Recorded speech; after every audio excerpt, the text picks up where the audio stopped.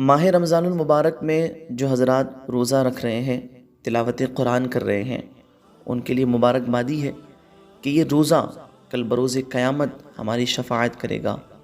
یہ قرآن پاک کل بروز قیامت ہماری شفاعت کریں گے یقیناً۔ حدیث مبارکہ آپ سنتے چلیں، مسند امام احمد کی حدیث پاک ہے۔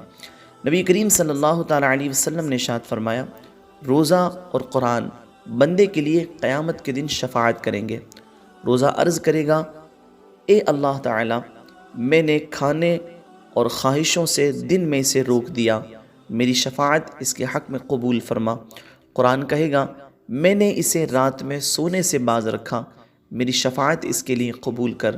بس دونوں کی شفاعتیں قبول کر لی جائے گی۔ تو اللہ تبارک و تعالیٰ کی بارگاہ میں یہی دعا ہم کرتے ہیں کہ اللہ تبارک و تعالیٰ ہمیں استقامت کے ساتھ روزہ رکھنے اور کثرت سے تلاوت قرآن کرنے کی توفیق عطا فرمائے۔